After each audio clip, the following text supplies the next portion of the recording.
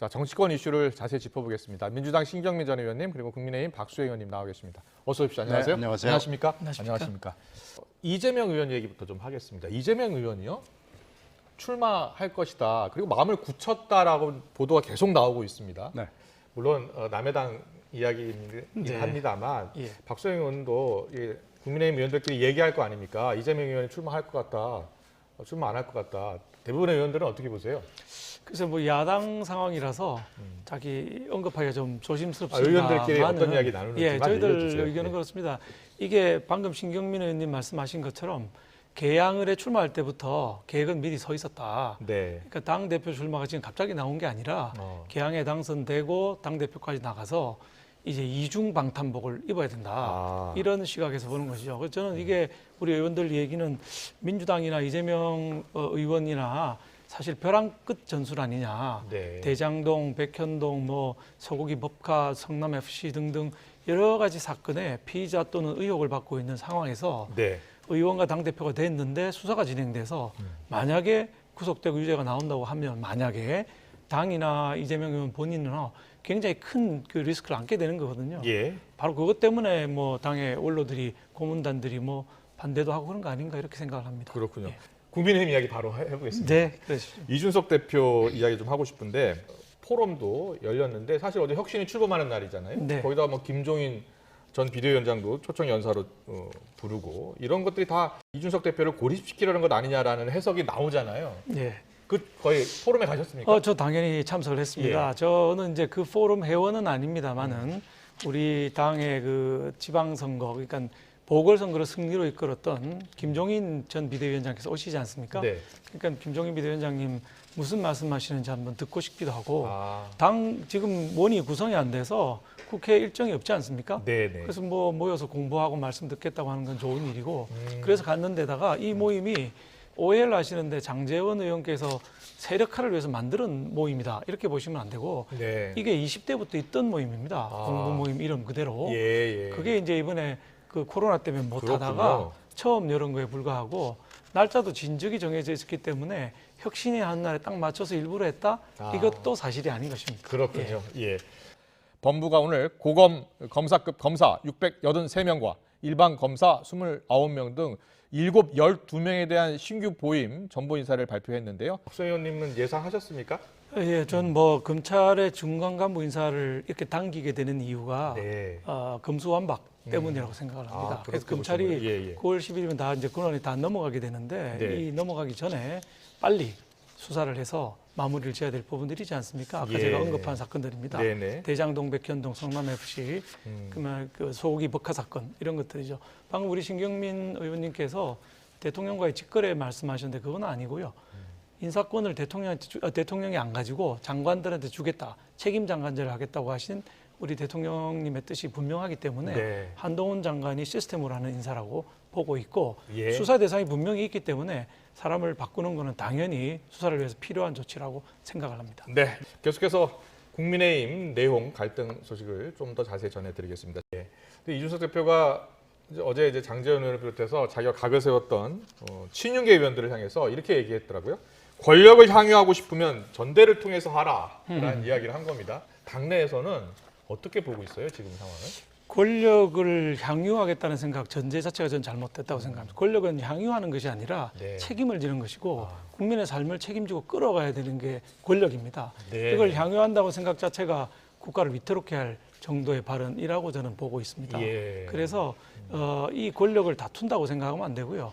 어떻게 책임을 지고 대통령이 지금 우리 윤석열 대통령을 당선시켰는데 저는 우리 당의 당원들은 전부 친윤이어야 된다고 생각을 합니다. 무슨 네. 뜻이냐? 처음으로 대한민국 역사상 처음으로 성공한 대통령 한번 만들어 봐야 된다라는 뜻에서 모두가 친윤이고 네. 친윤인 상황에서 쓴소리는 할 수가 있겠죠.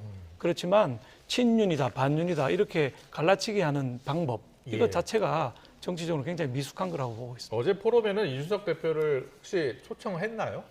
그건 뭐 특별히 누굴 초청하고 이런 건 아닙니다. 예. 오픈돼 있는 거기 때문에 저도 뭐 초청 받아서 간 게 아니고요. 그렇군요. 저기 김종인 비대위원장 오신다 그래서 뭐 얼굴 한번 보고 또 원로시니까 무슨 말씀을 주시는지 들어보러 가자 이렇게 해서 간 것이죠. 보니까 정진석 의원도 갔고 또 권성동 원내대표도 갔고 그러니까 이준석 대표와 각 세웠던 분들은 다 가셨더라고요. 안철수 안철수 의원도 의원도 오셨습니다. 가셨고. 예, 최재형 의원도 오셨습니다. 최재형 의원도 갔다고 얘기하더라고요. 김종인 전 위원장 이야기를 듣고 싶어서 갔다라고 이야기했죠. 그런데 많은 분들이 작년서부터 이렇게 각을 세웠던 이른바 윤핵관 의원들과 이준석 대표가 정말 화해하기 어려운 사이, 돌아올 수 없는 강을 건넌 건지 이렇게 많이 물어보더라고요.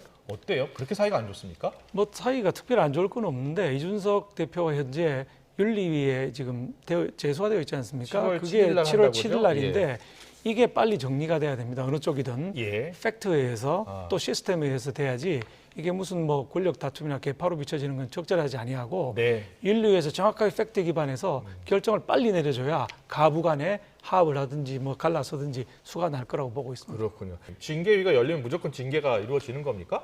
연기는 할 수가 있습니다. 그러나 결론을 내리게 되면 음. 뭐 4가지 정도의 징계 중에서 선택을 하도록 돼 있기 때문에 네. 뭐 해야 되는 상황이 되는 것이죠. 예. 그렇군요. 알겠습니다. 7월 7일 일단은 열리는 것으로 돼 있긴 한데요. 어떻게 될지 좀 더 지켜보겠습니다. 알겠습니다. 계속해서 원구성 이야기 해보겠습니다. 더불어민주당이 7월 임시국회 소집해서요. 네, 원구성 네. 단독으로 하겠다고 하고 있습니다. 여당의 생각은 좀 다른 것 같아요. 입법 독주를 다시 하려는 것 아니냐. 강력히 반발하고 있는 상황. 원구성이 예. 늦어지고 있는 거에 대해서는 장실 여당 의원 한 사람으로 국민 여러분께 정말 죄송합니다. 예. 왜냐하면 원이 구성되어야 나라의 문제들을 풀고 국민의 삶의 질을 높일 수 그렇습니다. 있는데 예. 그것 자체가 안 되고 있는 데서는 정말 변명의 여지가 없죠. 네. 따라서 이게 아무 조건 없이 원구성은 진행이 돼야 되는데 네. 조건을 자꾸 건단 말이에요.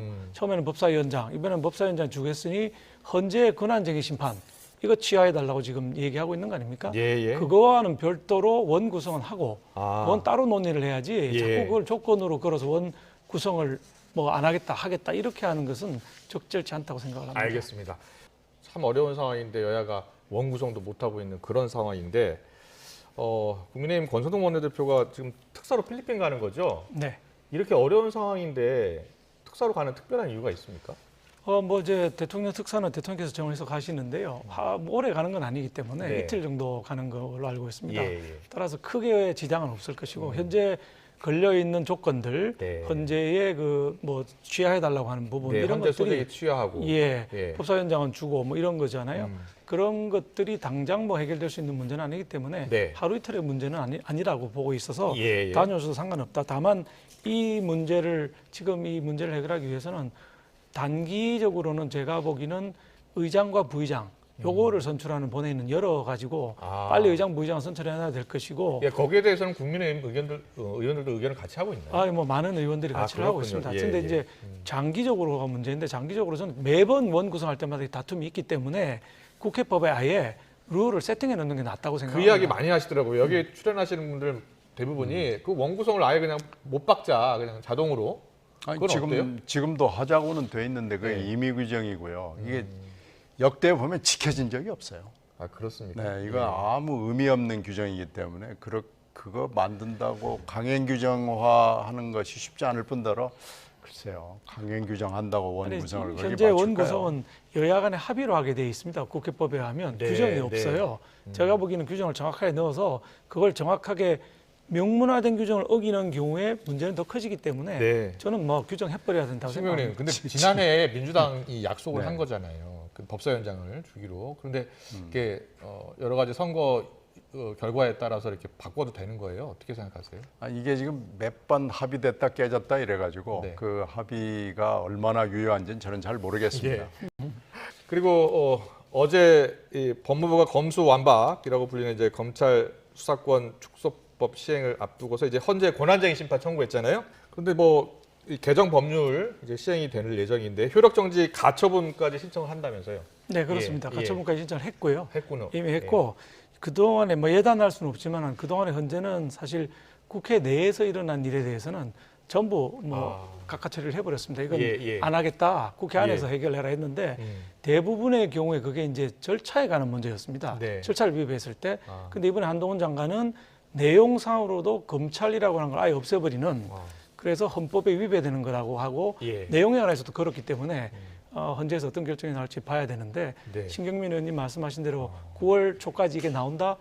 그렇게 보기는 어려울 것 그런데 같습니다. 시행은 9월이잖아요. 그렇습니다. 예. 네, 오늘 정치권 이슈는 여기까지 들어야 될 것 같습니다. 신경민 전 민주당 의원님 그리고 박수영 국민의힘 의원과 함께했습니다. 잘 들었습니다. 고맙습니다. 고맙습니다. 네, 감사합니다.